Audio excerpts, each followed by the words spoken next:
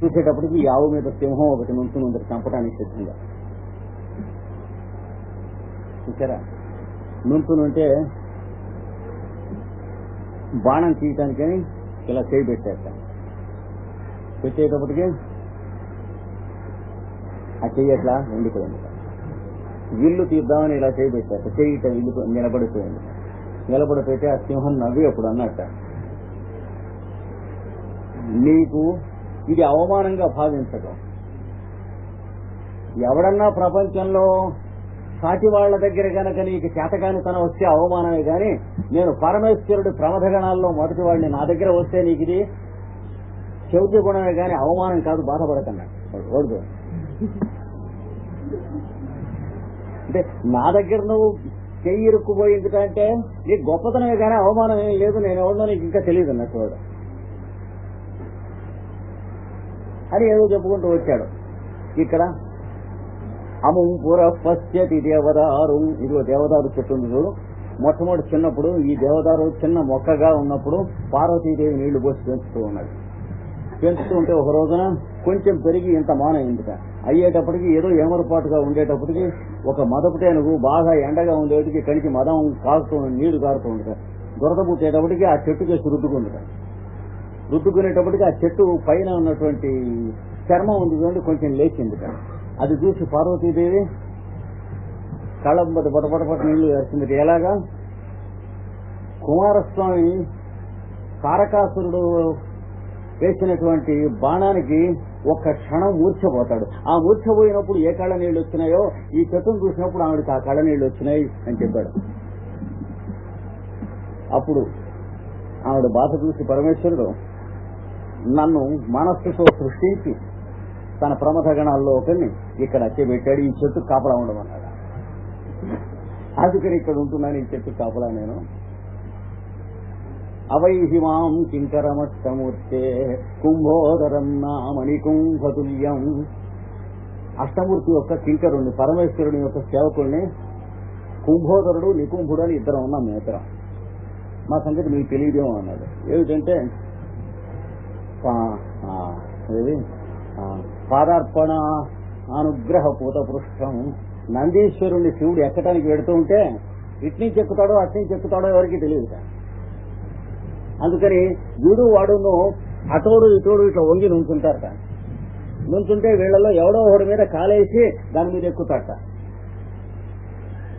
కనుక ఆయన యొక్క అనుగ్రహ పూతపృష్టం నందీశ్వరుని ఆరోహణం చేస్తూ ఉంటే ఆయన అనుగ్రహం చేత పవిత్రమైనటువంటి పృష్టం, పాదార్పణం చేత పవిత్రమైన వీపు గల వాళ్ళం మేమిద్దరం. అని చేత మాకెవరు లోకువే ప్రపంచంలో ఉన్నాడు వాడు. అలాంటి నాకు పరమేశ్వరుడు ఏం ఆజ్ఞ ఇచ్చాడంటే, నాకు ఆకలైనటువంటి టైంకి ఇక్కడికి ఏ జంతువు వచ్చేది నాకు ఆహారంగా ఆయన అనుజ్ఞ ఇచ్చాడు. ఇప్పుడు నాకు ఆకలైనటువంటి టైం, అన్నం తినవలసిన టైం ఈ ఆవు ఇక్కడికి వచ్చింది, నేను దీన్ని తింటున్నాను. గురువు గారు ఆవు అంటే అప్పుడు వీడన్నట్ట,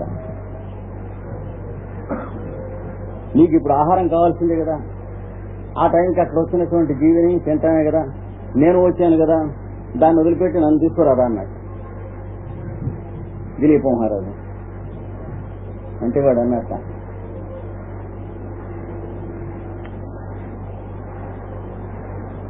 ఏకోపిరక్ష్యన్ బహుహాతు ఇచ్చన్ విమూఢభాసో ప్రతిభాసిమే త్వాం విచారమూఢ ప్రతిభాసిమే త్వాం.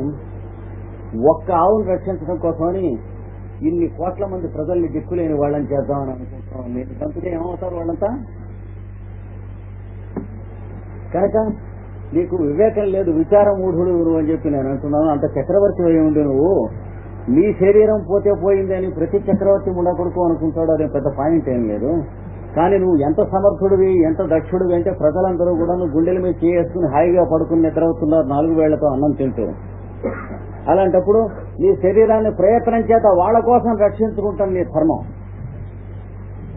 అందుకని నీకేం బొత్తిగా ధర్మం తెలియదని నేను అంటున్నాను, నేను చంపను అన్నట్టు వాడు. సమస్యలు తెలియదు కావు. కాళిదాసు వాళ్ళు రాసినట్లు తెలియ సమస్యలు కథలు రాస్తారు. సరే తర్వాత ఏదో వాళ్ళు ముళ్ళు పెట్టుకున్నారు అనుకోండి, సంగతి ఏమైందో. కనుక సమర్థుడు అయి ఉండి నువ్వు ప్రజల్ని రక్షించడం కోసం అని చెప్పి నువ్వు ప్రయత్నం నువ్వు దోషివన్నాడు. వీడంటున్నాడు నేను సమర్థుడిని కానని తెలిసింది కనుక ఇప్పుడు నేను రాజ్యం అడుక్కోకపోవటం దోషం కాదంటున్నాడు. చూసారా? అంటే ఇప్పుడు మనం చెప్పుకున్నటువంటి ఆ దిలీప మహారాజు కథంతా కూడా మనసులో పెట్టుకుని కృష్ణదేవరాయలు వీడి చేత ఈ ముక్క అనిపించాడు. అంటే ప్రజల్ని సుఖపెట్టడం కానీ రాజ్యాన్ని రక్షించడం కానీ ఎనిమి ఎవడన్నా వస్తే అవతల డిఫెన్స్ మెయింటైన్ చేయటం కానీ ఈ మూడు చేతకానటువంటి వాడు నేను పరిపాలిస్తానని అనకూడదు. ఒకవేళ రాజ్యం దగ్గరికి వచ్చినా కానీ ముట్టుకోకూడదు అని చేత నేను వదిలిపెడుతున్నాను. సామర్థ్యం ఉండి వదిలిపెడితే నేను దోషిని అవుతాను. సమర్థుడిని కానని రుజువయ్యాక వదిలిపెడుతున్నాను కనుక నేను దోషిని కానన్నా. చూసారా? అందుకని ప్రజా పోషణంబు ధర్మంబు రాజునకు అవును అయిన అశక్తు స్వద్విజిత రాజ్యం నన్ను అకంబంతునే. నేను అశక్తుణ్ణి, నీ చేత జయింపబడ్డ రాజ్యం గలవాడిని. నాకు రాజ్యం వద్దని అనుకుని బ్రహ్మ విద్య పొందితే పాపం ఎందుకు పొందుతానయా? నేను అసమర్థుణ్ణి రాజ్యానికి అయినప్పుడు రాజ్యాన్ని నేను కోరకూడదు. అంచేత నేను నాకేం పాపం కాదు ఇప్పుడు నిన్ను మోక్ష విద్య అడిగితేనన్నాడు. అంటే ఎంతెంత కర్మ సూక్ష్మాలు ఆ మాట్లాడుతున్నారు. అంటే వెనక్కి తిరిగి మళ్ళీ 10-15 నిమిషాలు ఆలోచిస్తే గానీ వాళ్ళు చెప్పిన దాంట్లో ఉన్నటువంటి విశేషం మనకు తెలియదు. అంటే ఈ కథ అంతా మనకు చెప్పుకోవాల్సి వచ్చింది. దిలీప మహారాజ్ కథ అంతా ఈ నాన్నమాటలో సారాంశం ఏమిటో తెలియాలంటే నరనాథ ఈ రాజ్య పరిపాలనారాతి హననాధికృత రూపయగుణ విద్య అనధికారికి విసర్జనము గావింపంగ కలుషం పురారు వివరించి చెబుతున్నాడు. ఈ రాజ్య పరిపాలన ఒకటి, అరాతి అంటే శత్రువుల్ని హననం చంపటం ఒకటి, శత్రువుల్ని జయించడం ఒకటి, శత్రువుల్ని చంపడం ఒకటి, ప్రజల్ని ఎవరు ఏం చేయకుండా చూడటం ఒకటి, ప్రజల్ని పరిపాలించడం ఒకటి.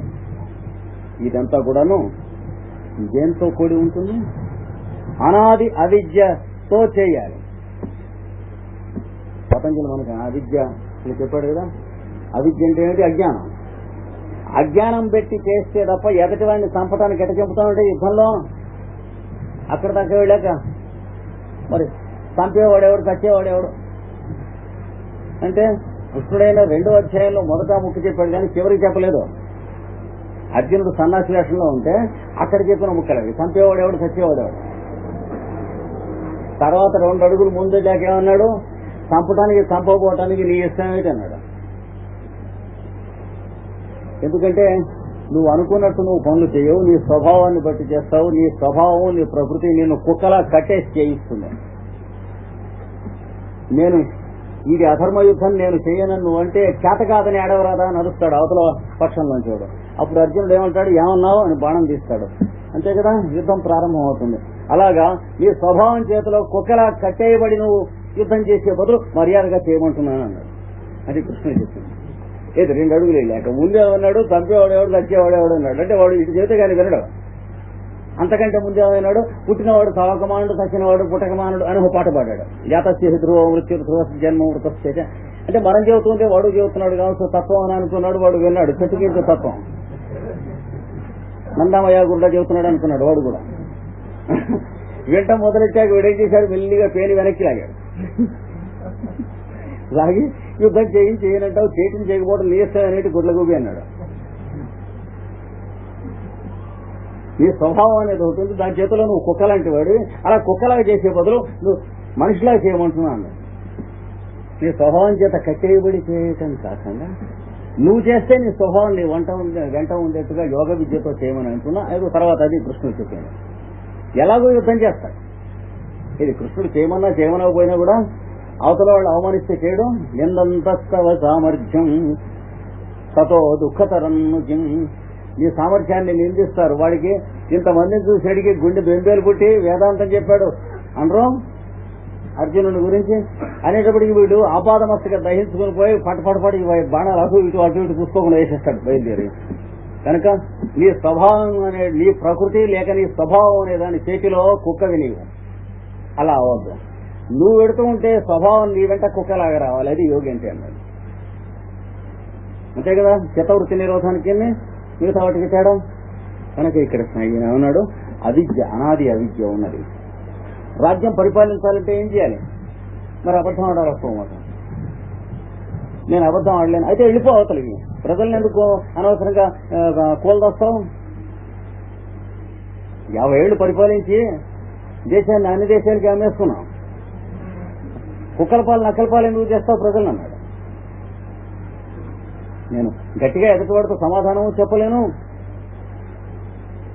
మరి వాళ్ళు ఎవరన్నా యుద్ధానికి వస్తున్నారంటే వాళ్ళకి మనకి మైత్రి ఉందని కోతలు గీతలు కోసి యుద్ధం మనకు అక్కర్లేదు, ఇంకేం లాభం అన్నాడు. చైనాతో 5 పంచశీలని 5 మేకులు కొట్టుకున్నాం. వెంటనే వాళ్ళు లోపలికి కన్నం పెట్టేశాడు. చూసారా, 50 ఏళ్ల నుంచి దేశాన్ని జల్లెడ చేసేస్తున్నాం. ప్రతి దేశం వాడికి అమ్మేసి ఏం మిగలలేదు. పాపం ఇక్కడ ఉన్న ప్రజలకి తెంగేసి పడుకుంటానికి కూడా దిక్కులేదు. అలా చేస్తే ఏం లాభం అండి? ప్రజల్ని పరిపాలించడం అంటే ప్రజలకి ఏం తెలుసు? వాళ్ళకి కావాల్సింది ఏమిటో కూడా తెలియదు. అది నువ్వు చూసి ఇవ్వాలి. నాకు ఇది కావాలి అది కావాలని నడుస్తారు కానీ నిజంగా వాళ్ళకి కావాల్సింది ఏం తెలియదు. అందుకని ఎన్ని రకాలైనటువంటి అబద్ధం ఆడవలసిన చోట అబద్ధం ఆడాలి, భయపెట్టవలసిన చోట భయపెట్టాలి, చంపవలసిన చోట చంపాలి, జైల్లో పెట్టవలసిన చోట జైల్లో పెట్టాలి. చేయి నరికి పళ్ళెల్లో పెట్టి ఊరేగించండి అన్నాడు చాణక్యుడు. దేనికి? దొంగతనం చేస్తే అన్నాడు. ఏమిటండి అలా చేస్తారు? బొత్తిగా క్రూడ్ గా ఉన్నది. మనం చేసేది క్రూడ్ గా లేక బాగున్నాయా? దొంగతనం చేసిన వాడు మన బావమరిది అయితే పోలీస్ ఆఫీసర్కి మనం ఫోన్ చేయం. అంతకంటే అన్యాయం అని బతుకోవద్దని. అందుకని వాడు చెప్పింది ఏంటంటే, ఇలాగ చేయి తీసేస్తారట అని తెలిస్తే ఇక చేతులు ఎక్కడికి పోవన్నాడు. అది చాణక్యుడు చెప్తుంది. అదొక్కటే సత్యం. 1 6 చేతులు పోతాయి, కానీ ఇంతకంటే ఎక్కువ చేతులే పోతున్నాయి నువ్వు చేస్తున్న యథోపనులకి అన్నాడు. ఇది మన వాళ్ళని చెప్పి రక్షించి ఫోన్లు చేసినందులో కొన్ని 100 చేతులు 1000 చేతులు తలకాయలో పోతున్నాయి. 1 2 చేతులతో మిగతా వాళ్ళ చేతులు రక్షిస్తాం దొంగతనం చేయకుండా. అది చాణక్యుడు చెప్తుంది.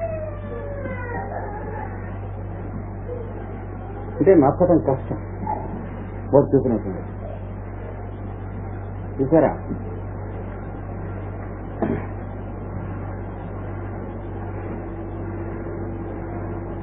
మంత్రి రాజుగారినేమో చంపేసేసాడు. ఏది? చాణక్యుడు నందరాజు గారిని చంపేసేస్తే చంద్రగుప్తునేమో రాజు చేశాడు. చేశాక ఆ చచ్చిపోయిన రాజు తాలూకు మంత్రి ఆ చచ్చిపోయిన రాజుకి పుట్టబోయే కొడుకు అంటే భార్య గర్భిణిగా ఉంది, వాడికి రాజ్యం కట్టబెడదామని చెప్పి మళ్లీ తాపత్రయపడుతున్నాడు. అంటే వాడు ఎంత మహానుభావుడు అనమాట. చచ్చిపోతే వాడి మీద ఇంకా విలువ ఉంటుందా? చచ్చిపోతే కాదు, రిటైర్ అయితే విలువ ఉంటుందండి. నరపురుకి ట్రాన్స్ఫర్ అయితే విలువ ఉంటుందా? మన ఊళ్ళో ఆయన ఇన్కమ్ ట్యాక్స్ ఆఫీసర్ అని తెలిసినంత వరకు 2 సార్లు కూర్చోండి అంటాం, కానీ ఆయన్ని హైదరాబాద్ ట్రాన్స్ఫర్ చేశారంటే నువ్వుతో పెట్టి మాట్లాడతాం. నరపురుల యొక్క లక్షణం అది. భయంతో ధర్మం ప్రవర్తించేటువంటి జీవులం తప్ప భక్తితో ధర్మం ప్రవర్తించే జీవులం కాదు కదా నరలు అంటే. ఎవరో మహానుభావులు భక్తితో చేసేటువంటి వాళ్ళు కనుక అలాంటప్పుడు ఈ యుద్ధం చేసి మళ్లీ చంద్రగుప్తుని జయించి ఆ పుట్టబోయే కుర్రాడికి రాజ్యం ఇప్పించాలని చెప్పి వాడు పారిపోయి అడవిలో ఉండి జనాన్ని మళ్లీ కూడదీస్తున్నాడు. ఆ చచ్చిపోయిన రాజుగారు మంత్రిగా. ఈ చాణక్యుడు ఏం చేశాడు? వాడి కుటుంబాన్ని చాణక్యుడు ఉన్న ఊళ్ళో షావుకారు గారి ఇంట్లో దాచిపెట్టుకున్నాడు ఆ మంత్రి. అంటే ఈ షావుకారు ఎంత నమ్మకమైన వాడు, ఎంత మహానుభావుడు అయితే అంతటి మంత్రి తన కుటుంబాన్ని ఎక్కడ దాచిపెడతాడు? ఇది ఉండకూడదు కాదు కదా. చాణక్యుడు ఏం చేశాడు? ఆ షావుకారు గారిని పిలిపించాడు. పిలిపించి, ఏ శెట్టి గారు బాగా లాభాలు ఎక్కువ తీసుకున్నట్టున్నారు ఈ మధ్య అన్నాడు. అంటే ఒళ్ళు పొగరెక్కింది. భయపెట్టాం అనేటు ఎట్లా తమ్ముంది ఎంత అన్నాడు. అదేం కాదు, ఫలానా రాక్షస మంత్రి గారి యొక్క కుటుంబం తమ ఇంట్లో ఉన్నట్టుగా తెలిసింది, తీసుకొచ్చి హాజరు అమ్మమ్మ ఎంత మాట, మాకు అట్లాంటివి ఏం తెలియదు అండి అన్నాడు. అంటే తెలియకపోవటానికి వీల్లేదు, తీసుకురండి. మేము అరగమంటూ ఉంటే అన్నాడు. అంటే చాణక్యుడు చెప్పాడు, పాము నెత్తి మీద ఉన్నది, పాము మందు మురికి హిమాలయాల్లో ఎక్కడో ఉంది, జాగ్రత్తగా చూసుకున్నాడు. అంటే ఏమిటి, తేడా వస్తే తలకాయ తీసేవాడిని నేను ఎదుర్కొండా ఉన్నాను, నీ మిత్రుడు ఎక్కడున్నాడు, ఎక్కడో అరణ్యాల్లో దాక్కుని ఉన్నాడు, నిన్ను రక్షించేవాడు కాదు, జాగ్రత్త అన్నాడు. ముద్ర అనేటప్పటికీ వీడు నా దగ్గర లేరు, వాళ్ళ కుటుంబం ఉన్నా కానీ నేను ఇవ్వను, ఏం చేసుకుంటారో చూసుకున్నాడు షావుకారు. అలాంటి వాడు కాకపోతే వాడి దగ్గర పెట్టాడు అలాంటి మహానుభావుడు తన కుటుంబాన్ని. అమెరికా వాడు వచ్చి 10,000 రూపాయలు ఇస్తానని చెబితే పెళ్ళాం పిల్లల్ని ఇచ్చేసేటువంటి గడిది కొడుకు దగ్గర పెడతాడా, ఇండియన్ దగ్గర పెట్టడం. అయితే రష్యా వాడు వచ్చి 15,000 రూపాయలు ఇస్తానంటే వాడికి అమ్ముడు పోయి 20th సెంచరీలో ఉన్న వాళ్ళ దగ్గర పెట్టడం. చూశారు అనేటప్పటికీ సరే వీడిని కుట్ల పడేయండి అని వాడిని రప్పించడానికి ప్రయత్నాలు చేసి వాడు ఊళ్ళోకి వస్తున్నట్టు తెలిసినప్పుడు ఏం చేశాడు, వీడిని కొరత వేయించి చంపేసి వధ్యశీల దగ్గరికి తీసుకెళ్ళటానికి ఊరేగింపు పెట్టించాడు. ఏది ఈ షావుకారు గారిని చంపేస్తున్నామని చెప్పి. కానీ మిత్రుడి యొక్క పెళ్ళాం పిల్లల్ని రక్షించడానికి తన ప్రాణం ఇస్తున్నవాడిని నిజంగా మంత్రి అయినటువంటి వాడు రాజ్యంలో వాడు ఉండాలని కోరతాడా, చచ్చిపోవాలని కోరతాడని? అలాంటి వాడు చచ్చిపోవాలని కోరాడంటే 20th సెంచరీ గవర్నమెంట్స్ అన్నమాట. అలా కాదు కదా ఆ రోజుల్లో. ఎవడో ఎక్కడో ఉన్నటువంటి మిత్రుడి యొక్క భార్య పిల్లల్ని తను రక్షించడంలో తన ప్రాణాన్ని ఇచ్చేయడానికి సిద్ధపడ్డవాడు రాజ్యానికి ఉండాలే పోవాలే. మనం 20వ శతాబ్దంలో అయితే పోవాలంటాం, అట్లాంటి వాడు ఉంటే డేంజరస్ మన పాలిటిక్స్ కానీ. కానీ మిగతా శతాబ్దాల్లో, జరిగిన శతాబ్దాల్లో కానీ రాబోయే శతాబ్దాల్లో కానీ ఉండాలంటారు. అందుకని వాడేం చేశాట, వీడిని చంపేస్తున్నాం అంటే వాడు వస్తాడుగా పరిగెత్తుకుని వీడిని ఆ వధ్యశీల దగ్గరికి తీసుకెళ్ళారు. వాళ్ళందరూ కూడా ఆ చంపటానికి వచ్చేవాళ్ళు, ఆ డప్పులు కొట్టేవాళ్ళు, ఊరంతా ఊరేగిస్తున్నారు అన్నమాట. రాజద్రోహులకు ఆశ్రయం ఇస్తే ఏమవుతుందో చూసుకోండి, ఓహో ఈయన ప్రతిపదారులో దిక్కారు వీడిని. చంపుతాడా? చంపితే చాణక్యుడు ఎలా అవుతాడు, పిచ్చిముడు ఒకడు అవుతాడు. 20th సెంచరీలో ఉన్న గవర్నమెంట్ వాడు ఎవడో అవుతాడు. అప్పుడు చాలా బాధపడు. ఇంతలోకే వాడు పరిగెత్తుకు రాని వచ్చాడు. వాడిని చంపద్దు, నేను దొరికాను కదా నన్ను పట్టుకోండి అన్నాడు. నన్ను పట్టుకుని వాళ్ళు వదిలేయండి అన్నాడు. ఎందుకని? తన కుటుంబాన్ని రక్షించాడనేగా వాడిని చంపుతానంది. నిన్ను చంపి వాడిని వదిలేయటానికి గదరా పర్రే, నిన్ను వాడిని పట్టుకుంది. ఎందుకంటే రాజుగారు చచ్చిపోయినా వాడి భార్య గర్భంలో ఉన్నటువంటి సంతానానికి రాజ్యం ఇప్పిద్దామని అన్నటువంటి వాడు నువ్వెంత వాడివి, ఈ షావుకారు ఎంతవాడు, నువ్వు అంతవాడివే కదా. అలాంటి వాడు నిన్ను పోగొట్టుకుంటాము మేము. నిన్ను వారు ఇక్కడికి రప్పించింది ఎందుకంటే నిన్ను చంపడానికి కోసం కాదు, చంపడానికి అయితే ఎక్కడో చంపించేవాడు పుట్టుకుని. ఎంత పెద్ద కష్టం చంపడం. నిన్ను ప్రాణాలతో పట్టుకుని నీ చేత ఏం చేయించాలో ఉపకారం అది చేయించడం కోసం గడ్డి గరిచాను కానీ అన్నాడు చాణక్యుడు.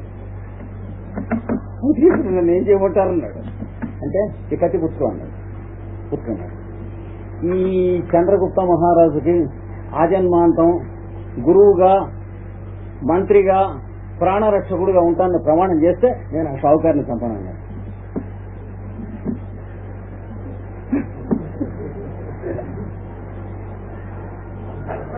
ఇంకేం మార్గం లేదు, ఇది ఒక్కటి అయితే నీ మిత్రుడిని వదిలిపెడతాను, లేకపోతే వాడి తలకాయ వెళ్ళిపోయింది అన్నాడు. తలకాయ వెళ్ళదు ఏమీ లేదు, వేషం అంటే పెట్టాడు అవన్నీ. అనేటప్పటికీ ఏ మిత్రధర్మం కోసం అయితే సమస్త ధర్మాలు ప్రమాణాలు కూడా బంధాలు పెంచుకుని వదిలేసుకుంటున్నాము, అట్లాంటి మిత్రధర్మానికి తలకాయ ఉంచుతున్నాను నమస్కారం అని చెప్పి ఈ చంద్రగుప్తుడిని నేను బతికి ఉన్న నాళ్ళు కూడా గురువునై, మంత్రినై, రక్షకుడనై ఉంటానని ప్రమాణం తీసుకుని అయిపోయిందా, అయిపోయి నీకేముంది. వాడిని వీడికి అప్పచెప్పి వీడు అడిగి వెళ్ళిపోయాడు చాణక్యుడు. కనుక రాజనీతిలో ఎన్ని చేయాలి, మరి ఎన్ని అబద్ధాలు ఆడాలి, ఎన్ని కూనీ చేయాలి. కూనీ కావు, ప్రజల కోసం చేసేది. కనుక వీటన్నిటికీ ఇది ఎందుకోసం చేయాలి? ఇందులో ఒక్కటి తన కోసం చేస్తే నాశానికి వెళ్ళిపోతాడు, నరకానికి. ఇందులో ఒక్కటి తన కోసం కాకుండా చేయాలి కదా. కానీ చేయవలసింది దేంతో చేయాలి? అనాది అయిన అవిద్యతో చేయాలి. అజ్ఞానం ఉంటే చేయగలుగుతాడు, కానీ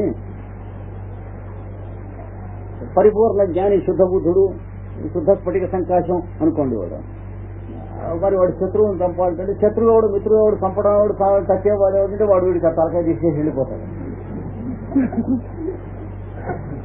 ఇప్పుడు మనం చూస్తున్నట్టుగానే ఉంటాయి.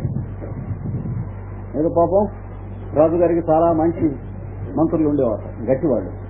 అలా ఉంటూ ఉండగా ఒక రోజున ఒరే గడ్డ చేయమనరా అన్నట్ట. రాత్రి నిద్రలేదు, రాజకార్య మందిరాల్లో ఉన్నాడు. పాపం తెల్లవారుజాము రాక రాజ కార్యాలోచనలో ఉన్నాడు. అలా కురికిపాటు లేచి మళ్ళీ ఏరా గడ్డం చేయమని మంగళ రమ్మనంటే రాను వచ్చాడు, చేయను చేశాడు. వీడికి మెడుకు రాకుండా గడ్డం చేశాడు. వాడు చేసేటికి వాడిని పిలిపించన్నాడు. పిలిపించి నీకేం కావాలన్నాడు. అంటే ఒక మంత్రి పదవి ఇప్పించండి అన్నట్టు. అనేటప్పటికి వాడికి ఒక మంత్రి పదవి ఎందుకని రాజుల దగ్గర ఆ రోజున ప్రధానమంత్రి పదవి ఇప్పించాక ఇప్పించేటికి వాడు వారం రోజుల్లో ఏం చేశాడు, ఉన్న మంత్రులందరినీ ఉద్యోగాల నుంచి తీసుకేసి తన బావమరిది, తన మేనమావ, తన వేలు విడిచిన మేనమావ కొడుకు వీళ్ళందరినీ పట్టుకొచ్చేశాడు. పట్టుకొచ్చి మరో మనమండి అన్నట్టు రెండో వారంలో ఏమిటంటే ఈ కత్తులు చాలా బరువు, పైగా కొడితే పట్మని తెగి శబ్దం యుద్ధం వస్తున్నాయి, విరుగుతున్నాయి. అలా కాదు, మాకు చాలా వాడిగా ఉంటాయి, చిన్నవిగా ఉంటాయి. ఈ సైన్యాలందరికీ యుద్ధం చేసేవాడు మంగళ కత్తులు పెట్టించండి అన్నట్ట. సరే రాజుగారు పెట్టించాడ. ఈ మంత్రులంతా గిలగిలాడిపోయారు. ఎవడో శత్రురాజు వచ్చాడంటే ఈ సభ వీళ్ళందరినీ లాగేస్తాడు, రాజ్యం ప్రజల్ని ఇదైపోతుంది అని రక్షించాలని చెప్పి వాళ్ళంతా ఏం చేశారట, వాళ్లే దండెత్తి తెచ్చారట. తర్వాత సంగతి చూద్దామని. అంటే ఏం చేయడానికి కాదు, దండెత్తి వచ్చేటప్పటికి మన సామంతులే మన మీద దండయాత్ర చేశారు. మంత్రి ఏం చేద్దాం అన్నట్టు. ఎవరిని? ఈ కొత్త మంత్రిని, ప్రధానమంత్రిని. అంటే వాడు గడగడైపోయాడు, యుద్ధం ఎరుగునా ఏమన్నా అన్నట్టు. ప్రభు పొట్టగడవటానికి వస్తాయి కదా ఇన్ని విద్యలు. వాడు రాజ్యం ఏమిటి జీవనోపాధి కోసం పరిపాలిస్తున్నాడు అనుకున్నాడు గాడిద కొడుకు. అంతకంటే వాడికి తెలియదు. ఎందుకంటే తనకు తెలిసింది అదే, మనకి పొట్టగడవటానికి వస్తాయి కదా ప్రభు, దానికి ఇంత గొడవ ఎందుకు, నాతో వచ్చేసేయండి. ఈ రహస్యం లోపల ఉన్న బిలద్వారం నుంచి బయటకు వెళ్ళిపోతే మా తండ్రి నాకు ఇచ్చిన పొది ఒకటి, మా తాత మా తండ్రికి ఇచ్చిన పొది ఒకటి, రెండు ఉన్నాయి. ఒకటి మీరు ఒకటి నేను, చెరువు చేతి రైలించుకుని చెరువు బజారు వెళితే మన జీవితాలు వెళ్ళకపోవు, మన కుటుంబానికి పోషణ రాకపోదని. కొద్దిగా మిగిలిన తర్వాత చిన్న సెలవును పెట్టుకుంటాం, అక్కడెక్కడో కొట్టు బంకు పెట్టుకుంటే అక్కడే గడ్డం చేసుకుంటారు వచ్చి వెళ్ళంతాను. ఇంత గొడవ ఎందుకు ప్రభు జీవించడానికి అన్నట్టు. అయ్యాడు అనుకుని అప్పుడు తెలిసింది ఆయన సంగతి. అప్పుడు మళ్ళీ వాళ్ళందరినీ పిలిపించి వాళ్ళని తీసి ఇంకేదో చెప్తారు కదా. అంటే జలవ తెలియాలి. అంటే అజ్ఞానం అనేది కొంత పక్కన ఉండకపోతే తీసేయవలసిన వాడిని తీసేయటం, ఉంచవలసిన వాడిని ఉంచటం, నాగా ఉన్నటువంటి వాడిని దొంగ కబుర్లు చెప్పి అవతలికి నెట్టేయటం, జిడ్డు పట్టినటువంటి వాడిని మళ్ళీ రానియకుండా భయపెట్టడం, ఇట్లాంటివన్నీ ఉండవు. అవి ఉండాలి మరి రాజ్యం దగ్గర. అవి ఉండవు, తినేస్తారు. రాజ్యం అంటే ఆఫీసులోనే తినేస్తారు. ఆఫీస్ మేనేజర్ గా ఉన్న వాళ్ళని తినేస్తారే. ఇటుపక్క ఆఫీసర్లు, ఇటుపక్క ఎల్డీసీలు, ఇటుపక్క యూడీసీలు, ఇటుపక్క యూనియన్ వాళ్ళు మాట్లాడుతూ ఉంటే మధ్యాహ్నం ఆఫీసర్ ఉంటే ఎట్లా ఉంటుంది? బుర్ర ఉండదు, పనిచేయదు ఇంకా. అందుకని ఎవరికి చేయవలసింది వాడికి చేయవలసిన పద్ధతిలో ఉండాలి. వీళ్ళందరి మేలు కోసం అని చెప్పి అడ్డం తిరిగి పచ్చబద్ధం ఆడాలంటే ఆడాల్సిందే అన్నాడు రాజ్యంలో. ధర్మరాజు ఎన్ని ఆడాడు, కృష్ణుడు ఎన్ని ఆడాడు మహాభారత యుద్ధంలో. ఆడవలసిందే, కానీ తన కోసం అనేది లేకుండా ఉన్న చోటు కావాలి. అందుకని ఈ రాజ్యం పరిపాలించాలని అనాధికృత రూపయగు అవిద్య ఉండాలి. అనాది అవిద్య ఉండాలి, కానీ దాని మీద ఇంకేం ఉండాలి? అధికారం.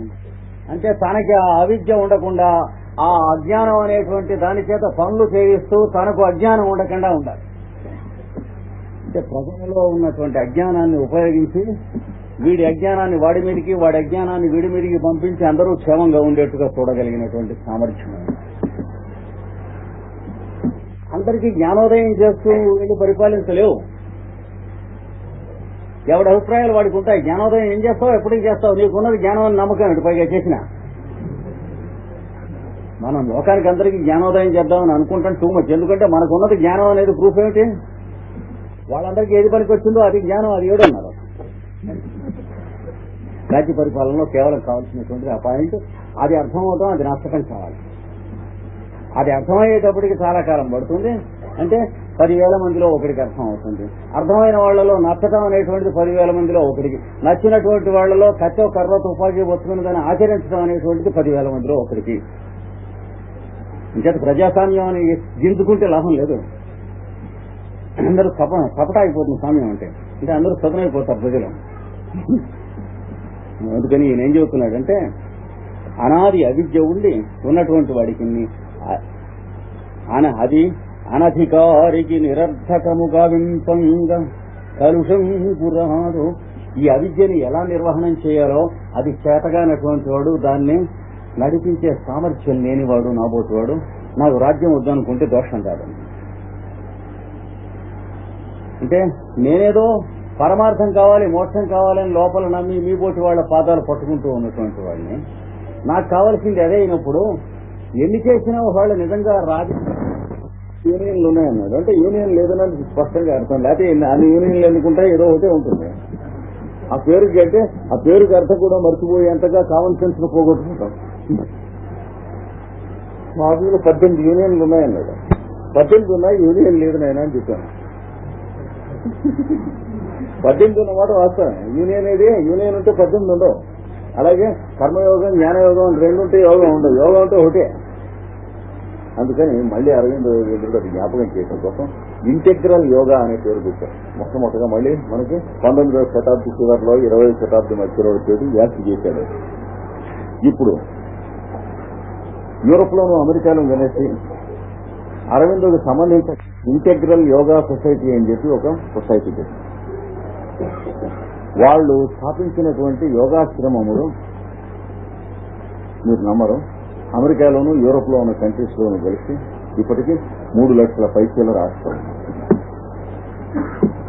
అన్నిట్లోనూ కూడా ఒకే రకమైనటువంటి యూనిఫార్మ్ ట్రైనింగ్ ఇచ్చేస్తారు. ఇచ్చేసి 6 నెలలు అయ్యేటప్పటికి యోగా టీచర్ని తయారు చేసి మీకు అప్పచెప్పేస్తారు. అలాంటి వాళ్ళని ఇప్పటికీ 6 సంవత్సరాల కిందట దేశాలకి సరిపోయినన్ని ఇచ్చారు. ఇచ్చి వెంటనే డిక్లేర్ చేశారు. ఫ్రాన్స్ లోను, స్విట్జర్లాండ్ లోను, బెల్జియం లోను వాళ్ళు ఇంటర్నేషనల్ యోగా ఫెడరేషన్ అని ఒకటి పెట్టుకున్నారు. పెట్టి అక్కడ మనకు సరిపోయినంత మంది యోగా టీచర్స్ తయారయ్యారు. కనుక ఎలిమెంటరీ స్కూల్ దగ్గర నుంచి కాలేజీ ట్రైనింగ్ దాకా యోగా ఎడ్యుకేషన్ కంపల్సరీ అని పెట్టేశారు. ఇప్పటికి 7 ఏళ్ళు అయింది.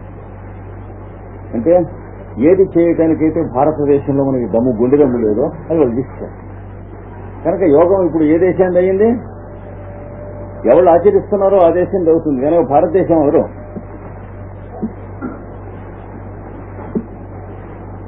అట్లాగే జపాన్ వాళ్ళు, జపాన్కి సంబంధించినటువంటి బౌద్ధ శాస్త్రకు సంబంధించిన ఒకనొక రాజయోగ శాఖ ఉన్నది.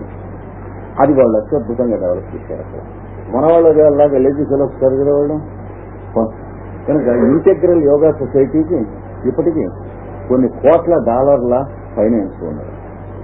అంతేగాక 18 వాళ్ళ సొంత ప్లేన్స్